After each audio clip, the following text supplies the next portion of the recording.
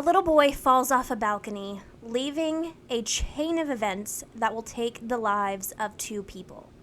This is the unbelievable story of Rebecca Zahau and Max Shacknai. We've got a hold 187.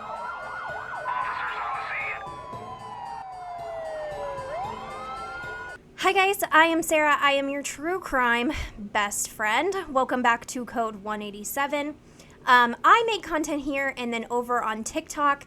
And if you are not following my TikTok and you have a TikTok, please go follow because I just hit 1.4 million views on a TikTok that I had. And I post a lot of content that you're missing over there. I do try to share them on YouTube, but I also don't get to that. And I try to post once a week here if I can. I post a lot more on TikTok because it's short form. I can do it in my car and I don't have to do all of what I'm doing for these videos. Please follow here as well as over on TikTok so you're not missing a single thing. Today's story is a very interesting one. This came on my radar years ago, but I will always remember it because it is such a impactful and just insane story. So I wanted to share it with you guys and see kind of what you guys think of it. So let's dive in. Let's go all the way back to March 15th, 1979, when Rebecca was born as a Burmese immigrant. She was raised Protestant and her family was a close-knit Chin family. This is a subgroup of the Burmese ethnic group. Now, I am not familiar with Burmese culture, so let me know if I'm saying any of this wrong.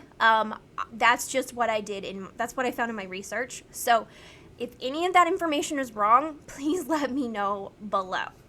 Rebecca had many siblings and was very close with her sisters. Her parents and most of her family members actually live in St. Joseph, Missouri, which is very close to me as I live in Kansas City. Rebecca was beautiful and spunky and full of life. She was a great person, but she wasn't without her flaws. In August 2009, Rebecca was arrested for shoplifting after stealing $1,000 worth of jewelry from a Macy's in Phoenix, Arizona, to which she pled guilty. I mean, everybody comes with their flaws, right? After all of that was behind her, in 2002, she married a 36-year-old in Scottsdale, Arizona. They divorced in February 2011. So she was divorced and working a regular job when she met Jonah Shacknai. In 2008, while she was still married, she ran into a man that would become her new love interest. Rebecca began dating Jonah Shacknai, the CEO of Medix Pharmaceutical. At the time, he was the 9th highest paid CEO in Arizona, earning $6.4 million in 2010. He was rich, charming, and a new thing to Rebecca. And of course, Rebecca loved the finer things as well, so they had a lot in common. This was new and exciting to her. This was a relationship that she could just relax into. Jonah had 3 children and was sharing custody of his 6-year-old Maxfield Aaron Max. Rebecca seemed to adjust well to the step-parent role and seemed to take to Max right off the bat. But co-parenting isn't always easy, and the mother of Max sometimes made the process a little harder. But for the most part, it seemed like smooth sailing. Rebecca, Max, and Jonah moved into this beautiful summer mansion in Coronado, I believe is how you say it, California. And they did that pretty easy. The move in together was pretty smooth. The Spreckles Mansion, which it is called, is a total of 10 bedrooms, 11 baths, a pool, and a spa located in a private courtyard, along with 2 guest or servant apartments above the 4-car garage and private gym. I mean, what is that life like? So Jonah, Rebecca, and Max settled into the good life. On July 11th, 2011, Rebecca, Max, and Rebecca's teenage sister, Zena, were all at the house kind of just hanging out. The events recorded from that day is that Rebecca said she was downstairs in the bathroom while her sister Zena was in the other room taking a shower. All of a sudden, Rebecca heard a loud noise. She thought the sound was either a crash or a dog barking. She knew that Max had been riding his scooter even though he was told not to, so she went to check on him. Rebecca said that she found Max laying in the foyer by the stairs, and he was pretty seriously injured. Nearby, there were a few scattered soccer balls and a scooter on top of his leg. She said it appeared that he had fallen off the mansion's second-floor railing. A chandelier was also on the ground next to him. 911 was called, and Max was rushed to the hospital. There, Rebecca was joined by Max's mother and then his father, Jonah. This was horrific. While Max was being treated at the hospital, it was declared that this was unusual, but it was an accident. The investigators believed that Max was riding his scooter and fell from the second story, and he must have brought the chandelier down on him. 6-year-old Max was in the hospital 6 long days. In that time, Max was put into a medical-induced coma. After the accident, it seemed that Max had suffered a heart attack, and it was looking very grim.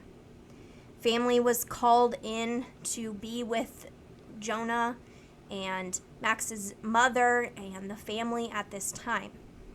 Max's mother, Dina, and Jonah hardly ever left his side. They were at the hospital 24/7. Rebecca picked up Dina's sister, Nina, from the airport. Then the next day, picked up Jonah's brother, Adam. Adam was going to stay at the guest house on the property while Rebecca stayed in the mansion alone. July 12th, 2011, tensions were very high this day. Things were unknown with Max's condition, and it seemed that Dina and Nina blamed Rebecca for this accident. Rebecca, Jonah, and Adam went to dinner, and the mood was very somber. Then Jonah went back to the hospital, and Rebecca and Adam went to the mansion. Before they went their separate ways, Adam told Rebecca, "I know something about grief, having lost his mother. If there's something you want to talk about or whatever, I am around." Then, according to him, he wished her a good night, called his girlfriend, took an Ambien, and then went to sleep around 8 p.m. According to Adam, the next day, July 13th, he decided to get some coffee in the main house. But he was stopped in his tracks by what he saw. This was a sight that confused and horrified him. As he walked towards the mansion, he saw Rebecca's naked body hanging by a red rope from the second-story balcony. The police later noted that her hands and feet were bound behind her, and there was a gag in her mouth. At 6:48, Adam called 911. "I got a girl, hung herself," he said, his voice shaking. "Same place you got the kid yesterday." After this, Adam called Jonah to tell him about what happened. Medics were sent to the scene, but it was found that Rebecca was already deceased, and there was nothing they could do to save her life. An investigation was started into her death because this wasn't something that was seen every day.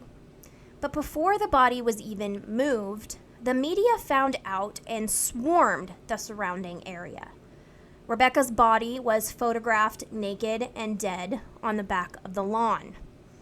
It was horrific and something that still bothers me to this day. As a person who tells these stories myself, I do think media often takes things way too far, and this was one of those times. I want to look at all sides of this case because it is a very suspicious death, and many people are very one-sided. So I want us all to keep an open mind on this. Let's first talk about the 911 call that Adam placed. This call is said to have had happened when Adam first woke up. He states that he found her, he called 911, ran to the kitchen to grab a knife, cut her down, before trying to revive her using CPR. He said that he had to drag a broken 3-legged table to where Rebecca was hanging, somehow standing on it to cut her body down. He removed the blue Massimo t-shirt stuffed in her mouth and tried to administer mouth-to-mouth resuscitation, despite the fact that rigor mortis had begun to set in. You can hear him panting and yelling on the recording, "Are you alive?" In the call, it seems he is frantic and he is having a hard time remembering the address to the mansion, and this seems normal for the amount of trauma that he is experiencing. Here is an interesting part of the 911 call that many people have analyzed, even a forensic audio engineer. He states that there seems to be more than one person on the 911 call talking. How could this be when there are only 2 people at the mansion and one of them is dead? This audio engineer believes he hears Adam saying, "Hold her still." This 911 call is something that people go back and forth on a lot. After the 911 call and investigators get on the scene, things get more confusing. The body was the first very strange piece of this puzzle. It is very strange to kill yourself while naked. This is very odd in the way of taking one's life. In those that do hang themselves while nude, most of the cases were due to erotic asphyxiation and not a guilt suicide or whatever seems to be happening here. This all seems very off because Rebecca's family and her culture. She would have known that she would have been found this way, and it's a form of shame in her culture to be found nude. Not only was this method strange, but the fact that she had her hands tied behind her back is very odd. Her hands were tied with the red rope from the garage. The rope was tied in a series of very complex knots. These knots raised a lot of suspicion as well. Rebecca didn't seem to know how to do these knots, but someone who lived and worked on boats might. And Adam Shacknai did just that. This was just the start in the weirdness, so follow me here. She had the noose tied around her neck as well, and it was tied to a bedpost in the room above her, and then that led out onto a balcony. This was the same red rope tied that was behind her back. She had a shirt wrapped 3 times around her neck as well, and one stuffed in her mouth as a gag. This was a lot. So that's hands and feet tied behind her back, noose, t-shirt around her neck, a gag, and naked. Then she was also hanging off the balcony. Like, what the hell? Rebecca's autopsy would later reveal some interesting details as well. Rebecca dropped down about 9 or 10 feet to where she was hanging. The damage to her neck was severe, but not as bad as one would think. Experts wonder if this was more of a manual strangulation than a drop. Some experts believe that if she made that drop, it would have nearly decapitated her. But others say the evidence lines up, and this is consistent with her going head first and sliding down the wall outside.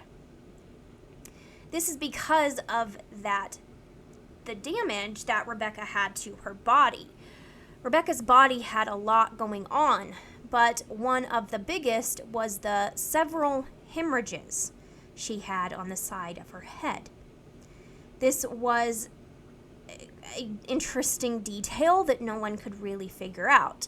Was this an attack before she passed, or was it true that she hit her head on the wall while falling? Was this an attack before she passed, or was it true that she hit her head on the wall while falling? This has been debated. She had many unexplained wounds on her head and scratches on her back. This is frustrating because it is hard to know what really happened here. But let's move on because there is so much more. On September 2nd, the San Diego County Sheriff's Department formally announced their findings that Rebecca's death was a suicide. But her family was not convinced. This didn't seem to be like her, and the scene was just weird. This is where it gets strange. At the scene in the bedroom that led out onto the balcony, there was 2 steak knives, one which was covered in Rebecca's menstrual blood. Now, it was later confirmed that Rebecca was on her period, and there were places that had blood from this. One was in the shower, there was some on the knife, and some on her legs from when she was hanging. Some people have said the blood on the knife could be from an SA. They say that the knife had blood on the handle, and it did not come from Rebecca's hands. This is very unusual because this blood is not certain to also have the fluids on it. So the knife handle had menstrual blood, but but Rebecca's hands didn't have blood on it, and we're not certain that it had the fluids on it. So what is going on here? I mean, it's possible. There was also a blood mark on her thigh that seemed to be the size and shape as the knife handle, but it's said that it could have been a transfer mark. I don't understand a lot of these findings, but it's a very odd and unusual circumstances. Rebecca's body also had some black paint in weird places around her body. But before I tell you about that, let's talk about why there is paint. So, the door of the bedroom where Rebecca was hanging from, there was a painted message. It read, "She saved him, can you save her?" This was a really weird message, but does it point to the passing of Max? No one really knows. However, at the scene, there was a paintbrush with black paint, a tube of paint, and a paint-filled cup. So did Rebecca write this? No one knows, but she did have some paint in strange places. There was black paint around her nipples, but there was no black paint on Rebecca's hands. It seemed, they said, as if someone tweaked that area. So was this part of an SA? If not, how did it get there? Because it didn't get there from Rebecca. So if we were to say that this was done by someone else, let's look at this DNA evidence. Well, lack thereof. Now, no other DNA was found other than Rebecca's. However, there was a significant amount of DNA missing. It seemed as if items were wiped down. But could there be just nothing to find? It could be. Also, why was Adam's DNA not found on Rebecca when he was supposedly trying to revive her with CPR? There was no part of Adam's DNA found on Rebecca's mouth. So that is very odd. There was also a scream for help heard coming from the Spreckles mansion that night. The witness is quoted as saying, she was very adamant that 11:30 p.m. that evening, she heard a young woman scream 3 times, "Help me, help me, help me," generally coming from the direction of the Spreckles mansion. Now, why was this not called in that night? I don't know. There could be reasons, but if you hear something, please call it in. If you're wrong, oh well, but at least you tried. So that's just my warning. Even after the weird reports of Rebecca's body, the medical examiner made his call. This was ruled a suicide. Because of the ruling and the finding that no foul play was involved, everyone walked free. Everyone went about their lives. Max passed away. His ruling was accidental. Jonah Shacknai went back to making millions. Rebecca's family tried to move on without any charges or knowing truly what happened to Rebecca. And nothing was ever done about Adam Shacknai. He was never even a suspect because this was a suicide. He was interviewed and polygraphed, but there was no evidence and he walked free. However, Rebecca's family was not going to let this go without a fight. They believed there was a lot of evidence that proved this was a murder. In 2019, Rebecca's family sued Adam in civil court. A lot of information about this was gained from that. That's where I saw a lot of things, was the deposition and things like that. This was a chance for Rebecca's family to finally get some resolve in the case. We've seen this in other cases, such as the O.J. Simpson, Nicole Brown Simpson trial. He was sued in civil court, and it kind of led some blame to the family to be able to put it somewhere.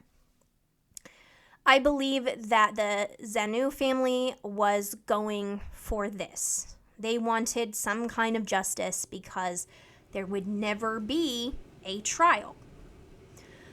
But as weird as this case gets, so does the events that followed. There was an almost $6 million settlement that the family would gain if they won in court. The nation waited in anticipation to see what would happen. But weirdly, Adam's lawyer announced that there was an out-of-court settlement that happened. Adam's lawyer and Adam said that they were both shocked by this. They didn't expect that this would happen at all. Even more strange, it was Shacknai's insurance that paid this out. We are unsure what this amount was, or how this came about, or even what happened. This was very odd in a case like this. So this was kind of the end to this case that shocked and captivated everyone. Now that it's over, I have mixed feelings. I don't really know what to believe. I want to know what you guys think about this. I gave as much information as I could put together. Please post if I left out anything. Please like and share and subscribe, because I am Sarah and I am your true crime bestie. Please let me know in the comments what you think about this, and let's discuss it. Do you think that Adam Shacknai did this? I definitely lean towards he did it. I think there's enough evidence to say that he did. But if I was a juror, I don't know how I would feel, because there is also some evidence to say that she did commit suicide. So I want to know what you guys think. Please post below, because I am really curious at what you guys are thinking. This case was definitely an interesting one to put together. This is a case that I like, this kind of thing, because I do feel like there needs to be justice if we can get there. So I will see you guys next time. Again, follow me over on TikTok and follow me here if you like my content, and I'll see you guys next time. Bye.